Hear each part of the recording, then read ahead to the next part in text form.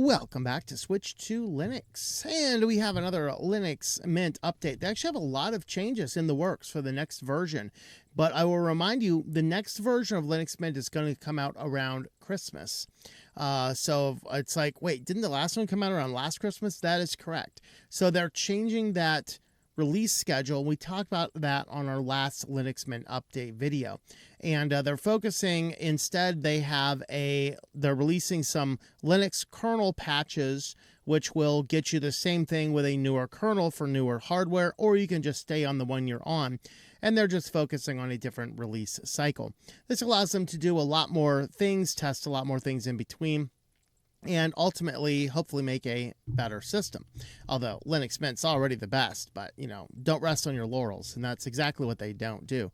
So let's go ahead and have a look at the news for this month here. So we have our monthly May news, and there's a lot of things in here they mentioned. The first thing they want to mention here is the navigation speed of Nemo. So they had capped Nemo's rendering to a wait second of 200 milliseconds before it starts rendering. This was because some elements needed that much time in order to properly render. But instead, what they're doing now is they're putting in each individual different cycle type is going to have its own time, so everything should have a much shorter delay outside of those couple things that might take a little bit longer. The end result is you have a faster, more responsive Nemo coming out in the background. And so that's actually a really good thing that they're doing. The next is they are changing the way the search function works. So I kind of wanted to show you what this looks like on just on a system here. So let me go back, and of course this is an older version of Linux Mint. Of course, I keep this streaming computer back a little bit because I only update it on major cycle changes and things. So this is how it currently works, even up to the current release. If I want to search for something, I can just start typing. So we'll just do DO. So now it will find documents or downloads, and I can use my mouse cursor, or my arrows on the computer to go back and forth between them. And they always thought that was maybe just a little bit more on the clunky side. And so what they wanted to do is change how that approach works. So now they're actually making it a filtered view instead. So now we'll get that search box will appear up here instead of down in the corner. And it will filter everything so you can see clearly everything that matches your search, not using your arrow keys to wonder where you are going to go next. So that is a nice improvement there on Nemo search.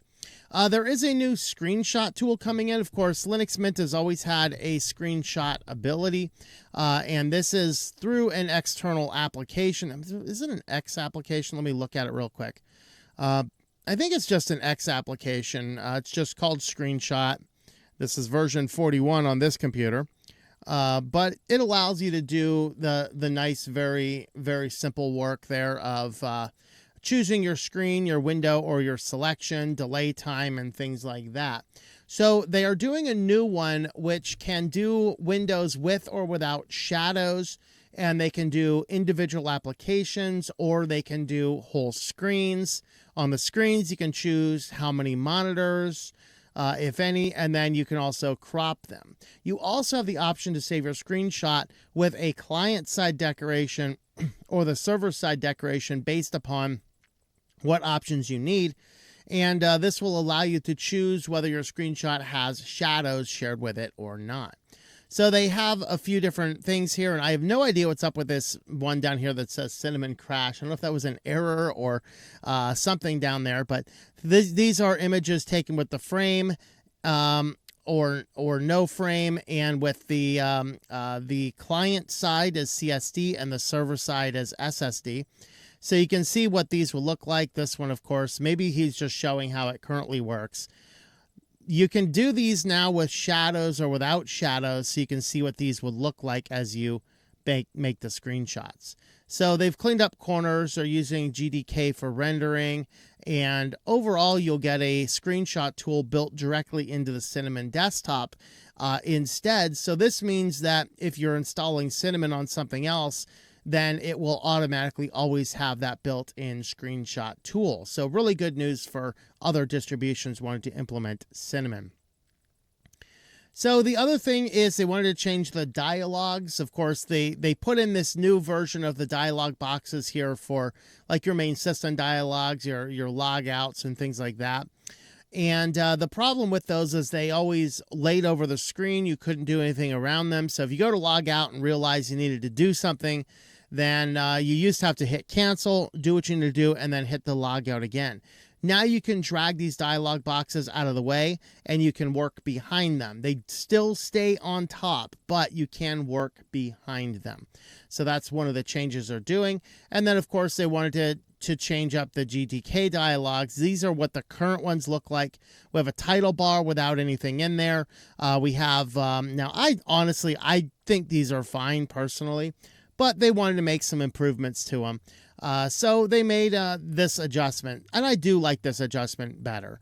We don't have the circle up here. We have to choose either either yes or no.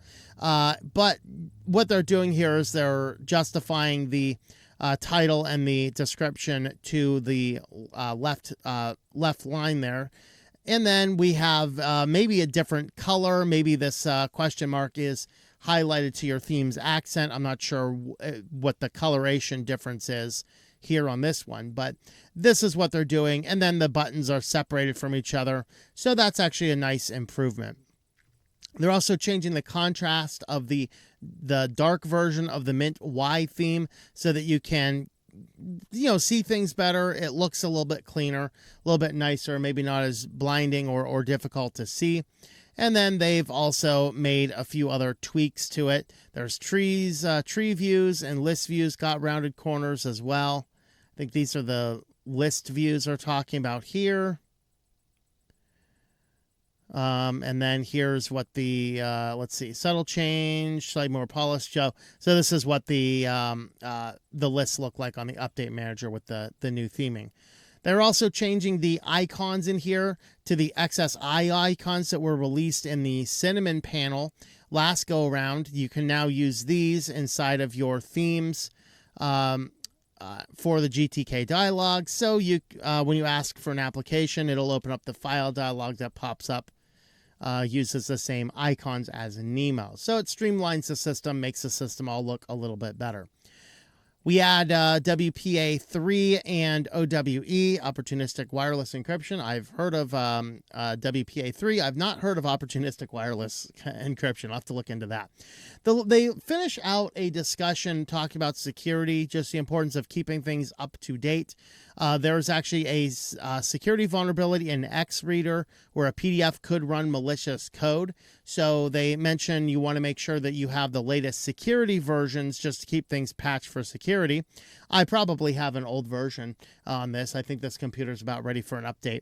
But they mention that, but they also mention these FOSS impersonation schemes. And we've talked about these a lot on our channel in the past. So effectively somebody comes in here and says, hey, I'm just going to go off of the popularity. In this case, there's actually apparently fake websites for Warpinator and Hypnotics, two applications that the Linux Mint team have built, which have been used by many other distributions as well. Warpinator particularly is quite amazing. Hypnotics, not so much in the past. And hey, I get community strikes when I talk about it. So, less said about that, the better. You will not remember this. You will not. Okay, never mind. All right. Anyway. But those are fake sites. They can't take them down. They are false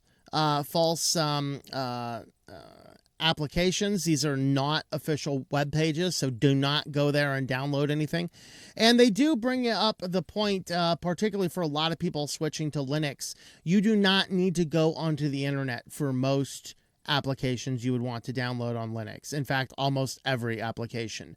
You can use your software repository built in on Linux Mint. It's a very simple software store that has access to everything in the Debian repository and everything inside of the Flatpak repository. So you do not need to go onto the general internet to download things to install. That is a really good way to get malware.